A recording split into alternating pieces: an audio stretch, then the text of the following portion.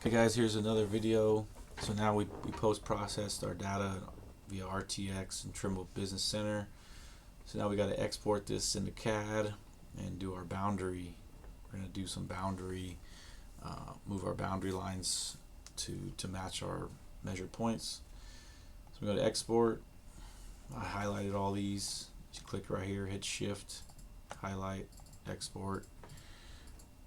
So I already have this custom format that I made to export PNEZD. I'm not going to go over that. So then you navigate here, hit those three dots, navigate to where you want to put the file.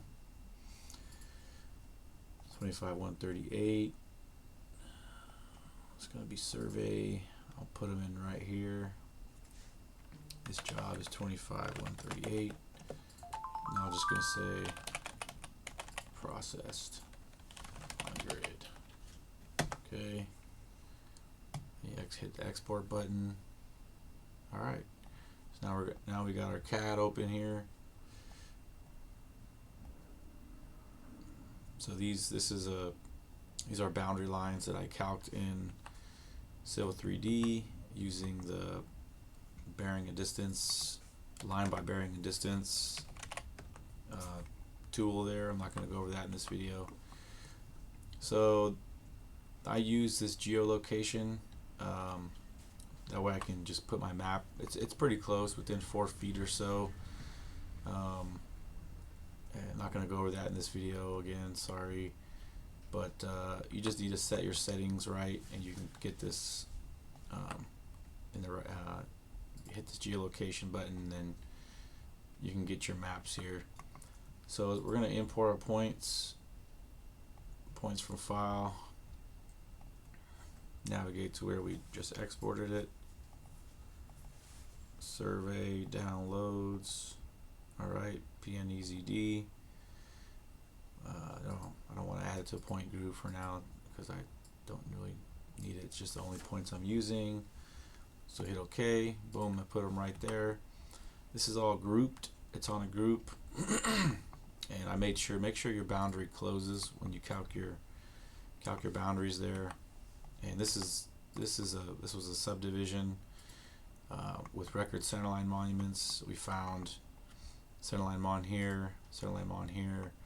There had been a corner record of this property here, so we went ahead and added those calc points. So now I'm just going to move. So in the field, we already did kind of an adjustment because we were going to set the corners, then the client decided they didn't want to do that, so we stopped. So I kind of already know how I want to do this. So this is my calc point here for where the centerline mon is supposed to go, and this is our found point. Again, this is a description key. Yours probably won't come in like this. I just have my found stuff. I like to be able to see it. It kind of comes in differently for me instead of just a bunch of nodes. But yours will probably come in standard, and it's the same. It's all the same. So I move it to there. Now I'm going to keep this on grid for now because I'm going to bring in probably some LiDAR data from the county. So then let's see, I think we did a rotation from that point to this point. So this is our calc position. Now this is our found position. I have a custom list routine where I can hit the I button on my keyboard shortcut, and then I can inverse between point to point. You won't have that on Civil 3D, so you can ask me for that list routine and I can give it to you. So then now you go from to check our inverse, you go from your point right here. That was the intersection of your line. This is the end of this curve. This is where the mon is supposed to be in a calc position. Inverse there to our node, to our measured. Okay, I got a 10th. Pretty good. Change the scale so I can see these. So now this is where this brass tag is supposed to go. Yeah, 1300ths, not bad. This guy's on line here, perpendicular, 2/10.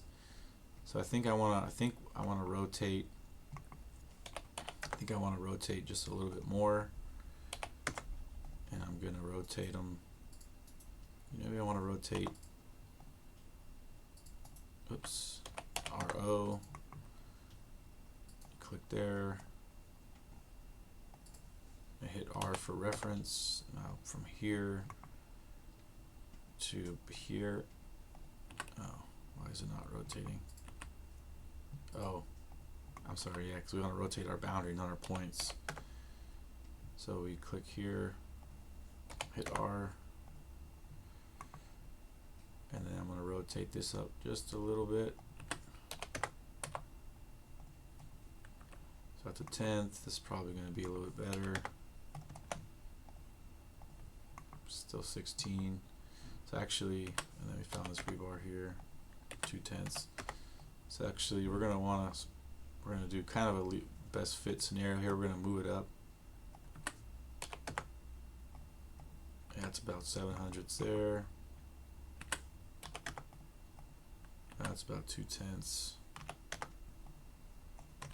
So I have to move it this way a little bit. That's 16. It's 11. Okay, that's looking a little better. It's 300ths.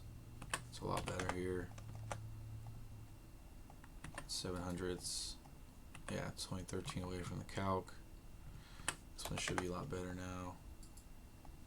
It's only a 10th away. Okay. I think I like that the way it is. That's only a 10th. Yep, 16.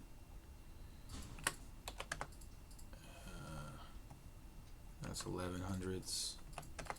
I think I'm okay with that. Can even move it just a hair more this way. So that's 12. Excuse me.